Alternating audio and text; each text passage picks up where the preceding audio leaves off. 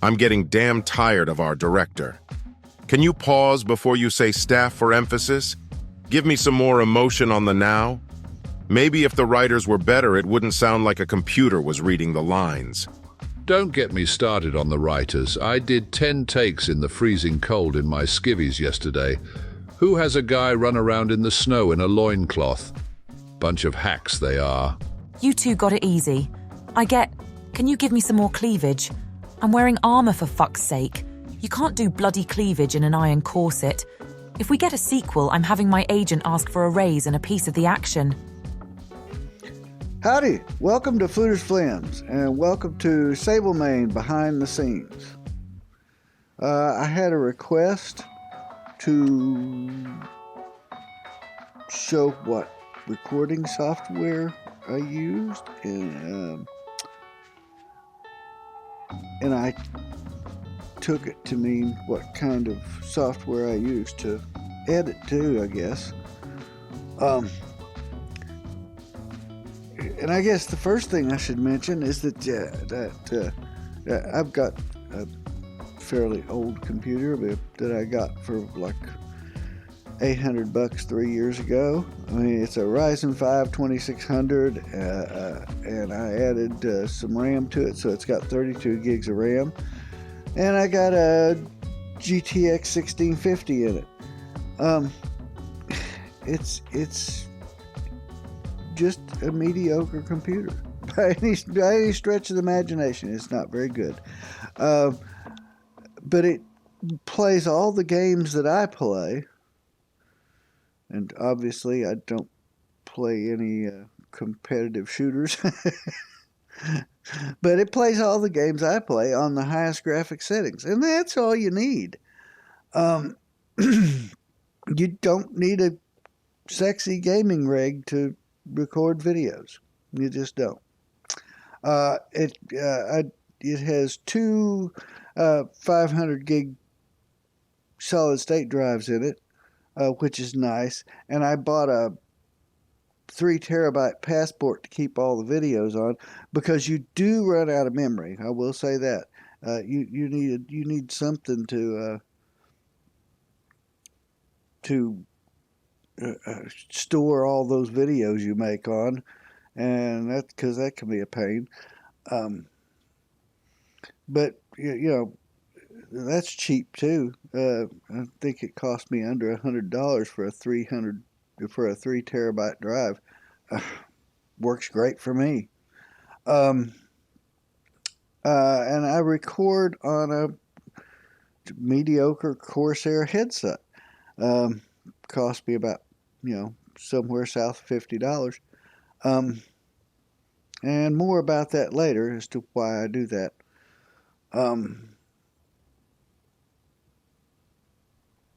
So let's talk about software. When I first started recording, I talked to some of the other content creators and stuff, and I searched Google like I always do and dug into everything, and then I tried out about half a dozen programs, chief among them OBS, which a lot of people use OBS. Most of them, well, actually all of them, did recording and editing. I found them to be clunky and hard to use, and with a really steep learning curve. And as it is, my wife is a graphic designer, and I've been a graphic designer in my past, so we have Creative Cloud. We have Adobe Creative Cloud, which has, Photoshop, Illustrator, and of course Premiere Pro, which is pretty much the best video editing program you can get. So I thought, why am I trying to learn some other program when I've already got Premiere Pro and have a little bit of idea how to use it? Since then, I've learned to use it a lot more, but that's what happens when you start doing this stuff. That meant that I didn't need all those programs to record with. They just got in the way. So all I'm using is your standard GeForce experience that comes with your video card. And I'm sure that Radeon, in fact, I know Radeon has one too, just about the same. So you know, you just open up your GeForce experience and you go in and you hit record. Actually, you hit Alt F9, which is automatic record, and that's pretty cool.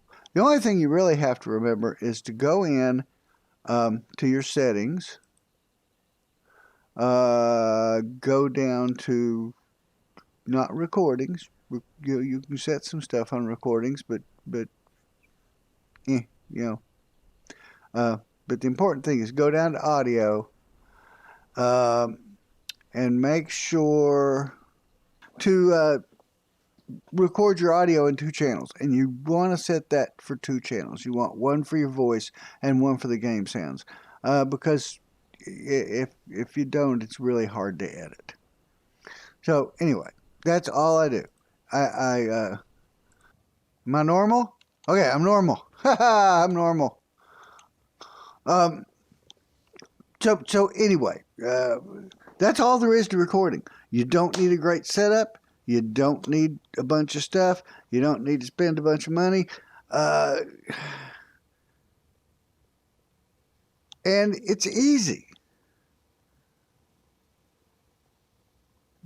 Then comes editing. And that's a whole nother ball of wax, let me tell you. Oh yeah, I forgot. I was going to talk about audio. Anyway, so I record with the same little cheap headset that I use for general gaming. The one I always use. Now, when I first got started, I noticed all these streamers and all the people, you know, you see sitting at that show their picture sitting at their desk. You know, I have this nice microphone with the boom stand and everything, you know. But my computer, I don't have a separate room for recording. My computer sits right inside the front door of the house. And my house is just off a major college campus. I've got a liquor store, 2 restaurants, and a bar across the street, a grade school at the end of the block, and a firehouse on the other side of the street from that. And the road I live on is a major thoroughfare, and it's the primary route for all the ambulances to get to all the hospitals that are right here. What I'm saying is, it is freaking noisy here. It's terrible. So I set up this nice boom stand microphone, and it was worse. It picked up everything. And trying to edit out all the street noise and the kids and the sirens going by all the time was just miserable. So I switched back to my cheap microphone, and I get decent sound, and I can generally edit out all the extraneous noise. Not always. Sometimes you might hear a siren going by in the middle of Sable Mane. Can't always get rid of everything, but it's okay. Again, what I'm saying is, you don't need all this stuff. Just record videos. Okay, so now we get to editing. When you first start out, editing is simple. You record your video for 7 days to die. For me, that's usually a 60-minute day. For Exiles, it's, you know, grabbing some thralls or running a dungeon or going somewhere interesting. however long that may be. And then you cut out the boring parts. I don't know how other programs work other than Premiere Pro, but that, consists of cutting your video here, cutting it there, deleting the middle, scooting the edges together.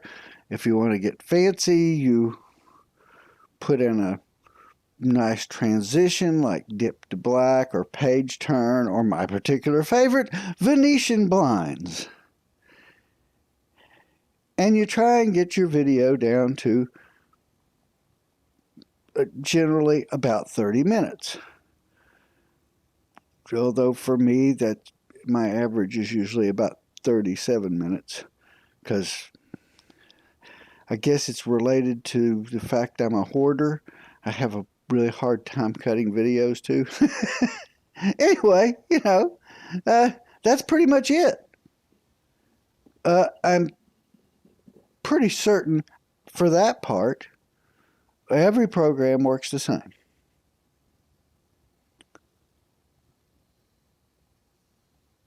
Once you've done that, you export it in YouTube format, and I imagine all the other programs have an export for YouTube format as well. And you upload it, and you're done. After a while, you'll probably want to start putting in like an intro and an outro. And for me, anyway, that's where Premiere Pro makes it easy, because I can put text right on the screen and move stuff around and make little videos that then I can save out as my intro video and then throw it into each episode I make and just tack it on the front and tack the other one on the back, and there you go. Still not complicated. Still pretty easy. You also might want to start doing some audio editing. I'm not great at audio editing. I don't play with it very much. I use a couple of things to enhance your voice, take out noise, a few little things like that. Audio is probably my weakest point. But, you play with that a little bit. And then, again, you might start adding background music. Sometimes I do, sometimes I don't. You got to be careful with copyrights, so it's always a consideration. Again, it's not hard. You take your music file, you put it in your program, you put it on a separate audio track, and adjust the sound and let it play. No big deal. The longer you do this, the more complicated you will get. That's just a part of learning to edit. It usually takes me about, speaking of audio, there goes one of my trucks. It usually takes me about as long to edit a video as it did to record a video. Sometimes it takes me longer. Actually, most of the time it takes me longer. That's a lie.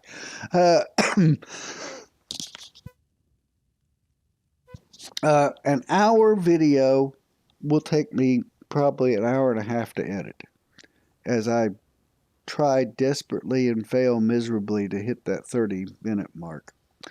A Sable Mane video now that I've started doing all this complicated stuff can take me 8 hours or more to do. And instead of just, a straight video file that you're cutting pieces out of, I've got dozens of short little videos where I've posed people and done all that and tacked them together and put lots of transitions in. Yeah,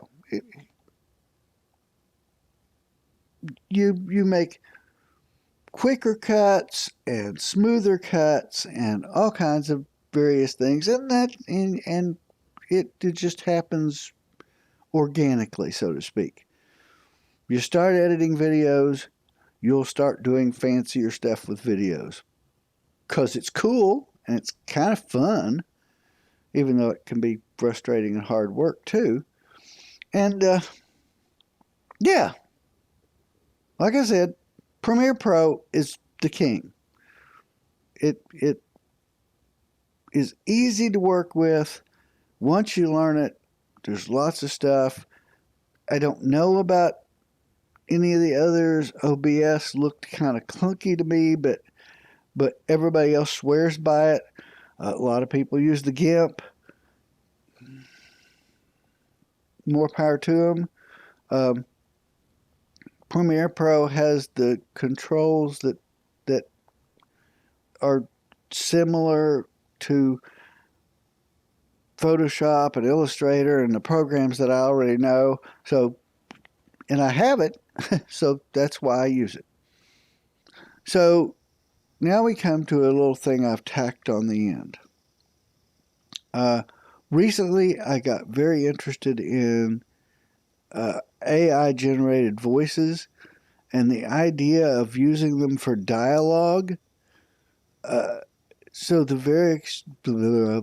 various characters sound different. Cause I can't do that. I GM'd D&D for years, and I never was good at making voices or anything. But the idea, this cool idea that you could make different sounding voices that sounded